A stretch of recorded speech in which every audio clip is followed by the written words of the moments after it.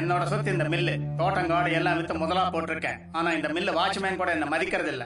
Board meeting கூட உன்னோட இடத்துல தான் வைக்கிறேன். முதல் போட்டவனுக்கு என்ன மரியாதை? தோட்டங்காடு மாதிரி மில் மேனேஜ்மெண்ட் சாதாரண விஷயம் இல்ல. சரியான காட்டன், மெஷின் கண்டிஷன், தொழிலாளர் சட்டம், கம்பெனி சட்டம், மார்க்கெட்டிங், இப்படி நிறைய விஷயம் இருக்கு. என்னோட அறிவு நம்பித்தான் முதல் போட்டுக்கீங்க. பார்ட்னர்ஷிப்ல நம்பிக்கை தான் முக்கியம். அப்ப என்ன ஒண்ணும் தெரியாத முட்டாள்னு சொல்றியா? உங்களுக்கு டெக்ஸ்டைல் மேனேஜ்மெண்ட் தெரியலன்னு சொல்ல வர்றேன். உங்க மகனை வெளிநாட்டுக்கு அனுப்பி படிக்க வச்சீங்க. அவன் வந்தா கம்பெனி நிர்வாகத்தை அவங்ககிட்ட ஒப்படைக்கலாம்னு நினைச்சீங்க. என்ன பண்றது? அவன் வெள்ளக்காரை கல்யாணம் மட்டும் செட்டில் ஆயிட்டான்.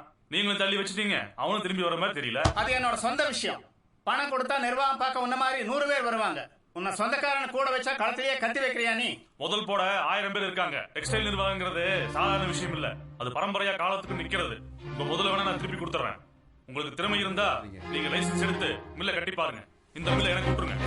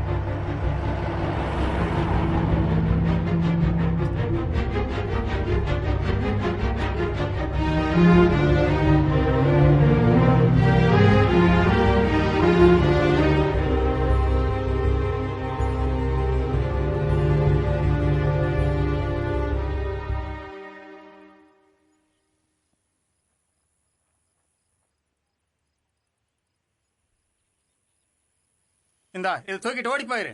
இல்லைங்க முதலாளி, உங்களை தனியா விட்டு நான் போக மாட்டேன். சொன்னா கேட்க மாட்டியா நீ? ஐயோ,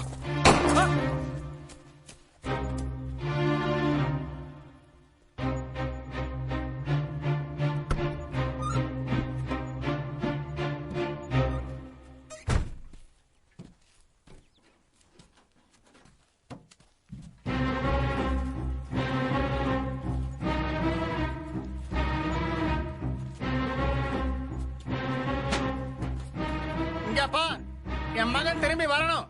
அவன் மேல எனக்கு எந்த கோபம் இல்ல. அவன் தான் திரும்பி வந்து இந்த மில்ல ஆளணும்.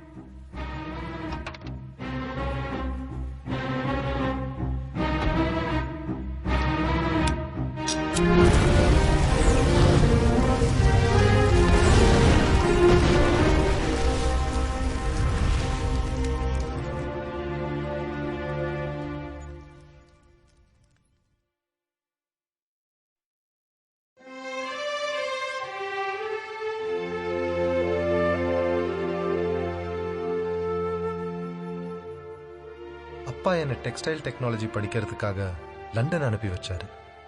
அவருக்கு இந்த மில்லை பத்தி நிறைய கனவுகள் இருந்தது. நானும் சூசானாவும் கல்யாணம் பண்ணிட்டது அவருக்கு பிடிக்கல. ஆனா அவர் சாகும்போது அவர் கனவுகளோட தொடர்ச்சியாவும் சாட்சியாவும் நான் இருப்பேன்னு நம்பினாரு. அவரோட கனவு எல்லாம் ஒரு மாடர்ன் டெக்ஸ்டைல் மில். அவர் நம்பிக்கையை நான் காப்பாத்தினேன். லண்டன்ல நான் பார்த்த விஷயங்கள் எல்லாம் இங்கே செஞ்சு பார்த்தேன். கிராமங்கள்ல இருந்து நிறைய பேர் மில் தொழிலை நம்பி இங்கே வேலைக்கு சேர்ந்தாங்க. அப்பா உண்டாக்குன பாரம்பரியத்தை அடுத்த கட்டத்துக்கு கொண்டு போக முடியுங்கிற நம்பிக்கை எனக்கு வந்துச்சு. எடுத்துக்கூடாதுங்க. சொல்லுங்க கோவிந்தராஜு. பழைய முதலாளி நம்ம ஜாதிக்காரங்களா வேலைக்கு வச்சிருப்பாருங்க. ப்ரொமோஷன் கூட அப்படித்தானுங்க. ஆனால் நீங்கள் எல்லா ஜாதிக்காரங்களையும் உள்ளே விட்டீங்க. நம்ம ஜாதிக்காரன்னா கொஞ்சம் விசுவாசமா இருப்பான். நாளைக்கு யூனியன் பிரச்சனையெல்லாம் வந்தா கூட நம்ம பக்கம் தான் இருப்பாங்க. இங்க பாருங்க, நிர்வாகத்துல ஜாதி எல்லாம் பார்க்க முடியாது. இது முதல் போட்டு தொழில் பண்ற இடம். இங்க நல்லா வேலை பார்க்கறவங்க வேலை பார்க்காதவங்க 2 பேர் தான். ஜாதி பேர் சொல்லிட்டு மில்லுக்குள்ள சும்மா சுத்துறவங்களை எல்லாம் நாளைக்கு கேட்டுக்கு வெளியே நிறுத்துங்க. நல்லா ப்ரொடக்ஷன் கொடுக்கறவங்க, டைம் பார்க்காம வேலை செய்யறவங்க, அவங்க மட்டும் உள்ள இருந்தா போதும். மில்லுக்குள்ள ஒழுங்கா வேலை செய்யாத ஒவ்வொருத்தனுக்கும் பயம் இருக்கணும். தொழிலாளிகளோட ஒரு தலைமுறை இந்த மில்லை நம்பியே உருவானாங்க. 10 பேர் சேர்ந்தா ஒரு சங்கம் ஆரம்பிச்சாங்க. இந்திய எதிர்ப்பு போராட்டத்தில் 11 பேர் காவல்துறையினரால் சுட்டுக் கொல்லப்பட்டிருக்கிறார்கள். இந்த அரக்கத்தனத்தை எதிர்த்து கிருஷ்ணவேணி பஞ்சாலை கிளை சங்கம் சார்பில் இந்த போராட்டத்தை நாம் நடத்தி கொண்டிருக்கிறோம். தொழிலாளிகளோட அடுத்த தலைமுறையும் தொழிலாளியாவே இருக்கக்கூடாதுங்கிற எண்ணம் எனக்கு இருந்துச்சு. ஏழை பெண்கள் பயனரும் வகையிலே இந்த மாவட்டத்தின் முதல் பெண்கள் கல்லூரியை திறந்து வைத்து இந்த நாட்டிற்கு ஒரு மகத்தான சேவையை செய்திருக்கும் கிருஷ்ணவேணி பஞ்சாலையின் தலைவர் திரு கிருஷ்ணமூர்த்தி அவர்களே, தொழிலாளிகளுக்கு குவார்டர்ஸ் கட்டி கொடுத்தப்ப அவங்களுக்குன்னு ஒரு அந்தஸ்து உருவாச்சு. அதை சுத்தி அவங்களோட வாழ்க்கை வேர் பிடிக்க ஆரம்பிச்சது.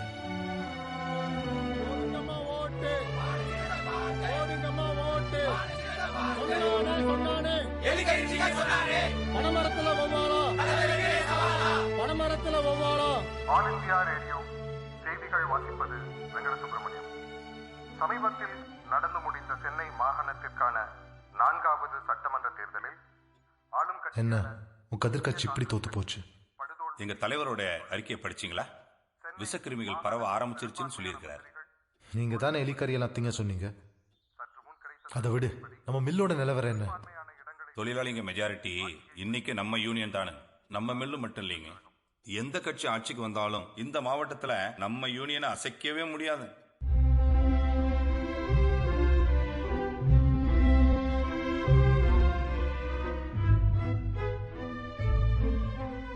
சுசானா என்னை விட்டு போனதுக்கு அப்புறம் எல்லாமே வெறுமையா இருந்துச்சு. இந்த மில் ஒரு ஆலமரமா உருவானதுக்கு சுசானாவும் ஒரு காரணம். மில்லோட வளர்ச்சியும் சுசானோட நினைவுகளும் பின்னி பிணைஞ்சு நாட்கள் நகர ஆரம்பிச்சது.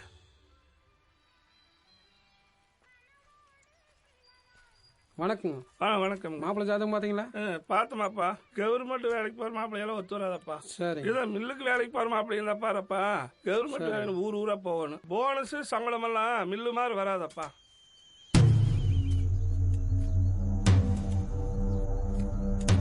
பெரிய புடுங்காடி ஏண்டா மில்லுக்கு வேலைக்கு வந்துட்டாக்கா எங்க ஜாதி பொண்ணு மேலேயே கை வைக்கிறியா? எவ்வளவு திமிரடா உனக்கு? ஈன நாய, இந்த ஈனப்பயலோட ஓடி போறதுக்கு அவனை பெத்து வளர்த்தாங்க இல்ல படிக்கிற திமிரடி. இவங்க 2 பேரையும் வெட்டி புதைச்சிட்டு வாங்கடா.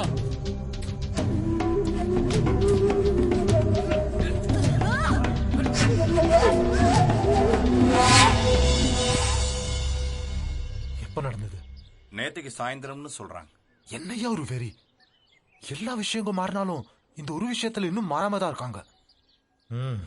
நம்ம எல்லாம் வேடிக்கை தான் பார்க்க முடியும்.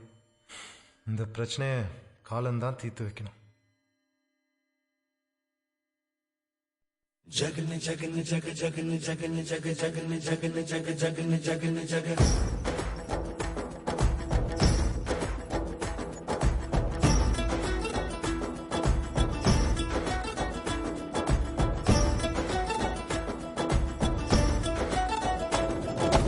ஆலைக்காரி பஞ்சாலைக்காரி ஆலைக்காரி பஞ்சாலைக்காரி கல்லில் உள்ள சிலைகள் எல்லாம் உங்கள் சாமி, நூல் மில்லில் உள்ள எந்திரம் எல்லாம் எங்கள் சாமி.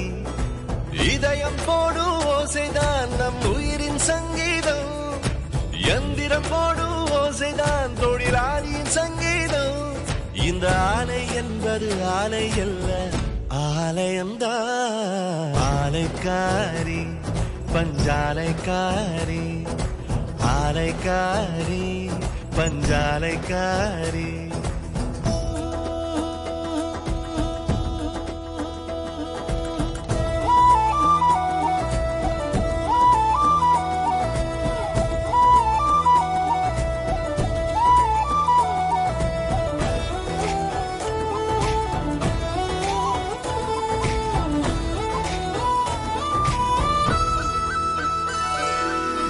பெத்த மண்ண வித்து தின்னு இத்து போய் வந்தோம், பெத்ததாய போல நீயே உப்பு போட்டாயே. தனித்தனியா நூலா வந்தோம், துணியா இங்கே ஆனோ. மானம் காக்கும் வேலை தந்து மானம் காத்தாயே. பல சாதி பறவ ஒரு காட்டில் குடியேறும், அதுபோல நாங்கள் உறவானோம் இங்கே. ஆயுத பூஜை என்பது கூட வேதினம் போலத்தான், ஆயுதம் மேல குங்குமம் வைத்தோம் செந்நிறம் காணத்தான். இந்த ஆலை என்பது ஆலை அல்ல, ஆலயம்தான். ஆலைக்காரி பஞ்சாலைக்காரி ஆலைக்காரி பஞ்சாலைக்காரி.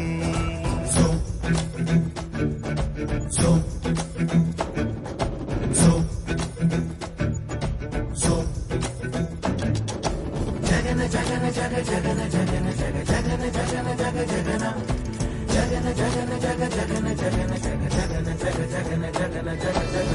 சொந்தமுள்ள சாதி சனம் தூரமாகி போக வந்த சனம் சொந்தம் என்னும் பந்தம் உண்டாச்சே. முள்ளுக்குள்ள வாழ்ந்த வாழ்க்கை முற்றும் தீர்ந்து போச்சு. மில்லுக்குள்ள வந்த பஞ்சம் போயாச்சு. மனுஷங்க வேர்வ ஒரு வாசம் உண்டாக்கும். மிஷினுக்கும் கூட ஒரு வாசம் உண்டு. பஞ்ச கொண்டு நூலை கண்டோம் பஞ்சம் போனது கான். எங்கள் காலம் வெல்லும் என்னும் கனவு கண்ணில் தோணுது கான். இந்த ஆலை என்பது ஆலைகள்ல ஆலயம்தான். ஆலைக்காரி பஞ்சாலைக்காரி ஆலைக்காரி பஞ்சாலைக்காரி.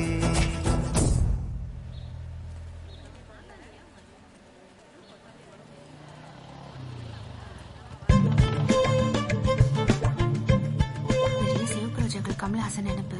எந்த பொண்ணை பார்த்தாலும் பல்லு அழிச்சுட்டேன். எவ்வளவு ஒருத்தி பல்ல புடுங்க போறான்.